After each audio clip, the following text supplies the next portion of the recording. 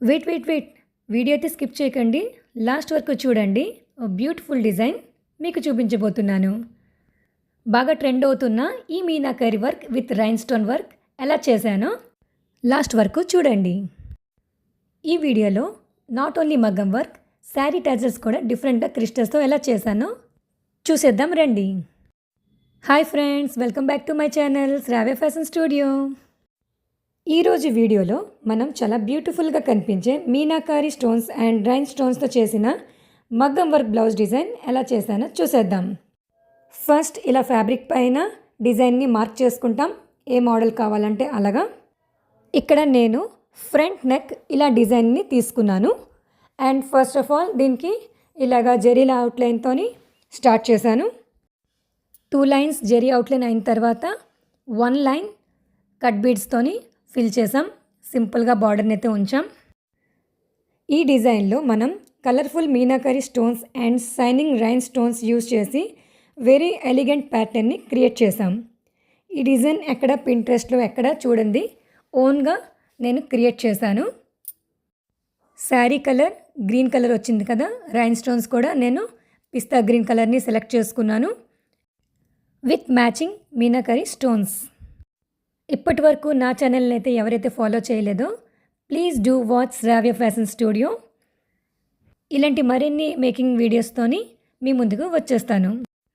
ఇప్పుడు outline almost complete అయిపోయింది. Next వచ్చేసి డిజైన్ పార్ట్. ఇక్కడ నేను single meenakari stone and small రైన్ స్టోన్స్ని యూజ్ చేశాను. సెంటర్లో red colour rhinestones, round కలర్ని కూడా యూజ్ చేశాను. అన్ని కలర్స్ని, శారీలో ఉన్న కలర్స్ని మ్యాచ్ చేసేలాగే సెలెక్ట్ చేసుకున్నాను. దాని తర్వాత వర్క్ని స్టార్ట్ చేసాం. First small green rain stone అయితే సెంటర్లో అటాచ్ చేసాం. దాని తర్వాత థ్రెడ్తోని ఇలా అటాచ్ చేసేసాం.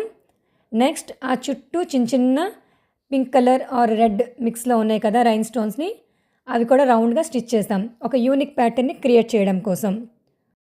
ఆ తర్వాత ఆ 4 సైడ్స్ కూడా రైన్ స్టోన్స్ని యూస్ చేసి ఒక ప్యాటర్న్ లాగా క్రియేట్ చేసాం. అది చూడ్డానికి ఓవరాల్గా ఒక బుటీలాగా మనకి కనిపిస్తుంది. బుటీ కంప్లీట్ అయిన తర్వాత 1 ఇంచ్ గ్యాప్ ఇచ్చేసి మీనాకరి స్టోన్ అయితే గమ్తో అటాచ్ చేసాం.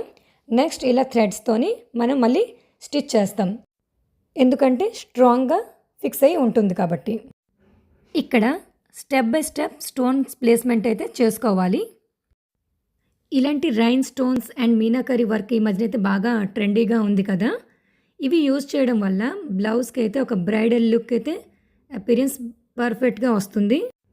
ఇలాంటి రైన్ స్టోన్స్ యూజ్ చేయడం వల్ల నైట్ టైం పార్టీకి ఇలాంటి బ్లౌజ్ చాలా బాగుంటాయి.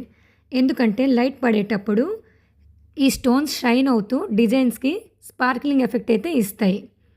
ఈ బ్లౌజెస్ గ్రాండ్ ఫినిషింగ్ ఇస్తాయి కూడా.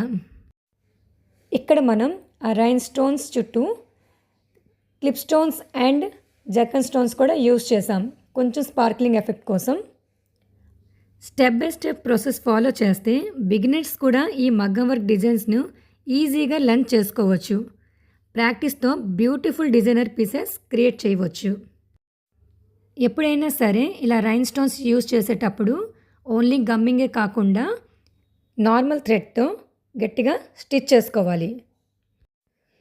ఇదే ప్యాటర్న్ని నేను ఫ్రంట్ నెక్కి, హ్యాండ్స్కి అండ్ బ్యాక్ నెక్ కూడా యూజ్ చేశాను. ఈ డిజైన్స్కి బిట్వీన్లోని గ్యాప్ ఉంది కదా, ఆ గ్యాప్లోని ఆ pink colour rhinestones and zircon స్టోన్స్తో కంప్లీట్గా అయితే నేను ఫిల్ చేశాను. అది లాస్ట్లో చూస్తారు. ఏదైనా బ్లౌజ్ని మనం డిజైన్ చేస్తే అది క్రియేటివ్గా అండ్ యూనిక్గా ఉండాలి. అదొక యూనిక్ ప్యాటర్న్ లాగా మనకి కనిపించాలి. ఫ్రంట్ పార్ట్ ఆల్మోస్ట్ కంప్లీట్ అయిపోయింది. ఇప్పుడు బ్యాక్ నెక్ నేను కొంచెం డిఫరెంట్గా ఉండాలని ఇలా డిజైన్ చేశాను. పైకి బోట్ నెక్లా వచ్చేసి ఇలా కర్వ్ షేప్లో అయితే వచ్చేసింది. బ్యాక్ మిడిల్ పార్ట్లోని నెట్ని అటాచ్ చేశాను అండ్ మిడిల్లో కూడా నెట్ని ఇలా లేయర్స్ లాగా పెట్టేసి స్టిచ్ చేసేసాం. ఆ తర్వాత దీనికి కంప్లీట్గా జరీ అవుట్లైన్ అవుట్ చేసాం అండ్ దీనికి కూడా outer sides and inner side cut బీడ్స్తోని ఫిల్ చేసాం. నెట్ ఫ్యాబ్రిక్ యాడ్ చేయడం వల్ల బ్లౌజ్కి అయితే స్టైలిష్ అండ్ మోడర్న్ అపిరియన్స్ అయితే వచ్చింది. నెట్ ఫ్యాబ్రిక్ ఎప్పుడైనా మగ్గం వర్క్లో యూస్ చేసేటప్పుడు డబల్ నెట్ ఫ్యాబ్రిక్ అయితే యూస్ చేయండి. డబల్ లేయర్స్ చేయడం వల్ల నెట్ అయితే స్ట్రాంగ్గా ఉంటుంది. ఇప్పుడు అవుట్లైన్ కంప్లీట్ అయిన తర్వాత సేమ్ ఫ్రంట్ కేసెట్ లాగే ఇక్కడ కూడా అదే ప్యాటర్న్ని కంటిన్యూ చేసాం. బట్ టైం లేక నేను అది చూపించలేకపోయాను. అండ్ శారీకి మ్యాచింగ్ టాజల్స్. శారీ మనకి గ్రీన్ వచ్చింది కదా, ఇక్కడ గ్రీన్ క్రిస్టల్స్ని యూజ్ చేశాను. అండ్ శారీలో రోజ్ గోల్డ్ కలర్ కూడా మనకి కొంచెం కాంబినేషన్ ఉంది కాబట్టి రోజ్ గోల్డ్ క్రిస్టల్స్ కూడా స్మాల్ అండ్ కొంచెం బిగ్ సైజ్ని యూజ్ చేసి ఇలాగ డిఫరెంట్ని హ్యాంగింగ్స్గా చేశాను. శారీకి క్రిస్టల్ హ్యాంగింగ్స్ టాజల్స్ వేసిన తర్వాత శారీ ఓవరాల్ లుక్కే మారిపోయింది. చాలా రిచ్ అండ్ రాయల్ లుక్ అయితే వచ్చింది శారీకి. ఎలా ఉన్నాయి క్రిస్టల్ హ్యాంగింగ్స్? బాగున్నాయా? And it's time for final output. This is the final output. Front neck part అయితే ఇలా వచ్చింది. మిడిల్లోని clip stones, rhinestones and zircon స్టోన్స్తో అయితే ఫిల్ చేశాను. బ్యాక్ లుక్ అయితే ఇలా వచ్చింది. అండ్ బోత్ హ్యాండ్స్కి చిన్న అవుట్లైన్ ఇచ్చేసి జర్కన్ స్టోన్స్ని మిడిల్లోని ఫిల్ చేసాం.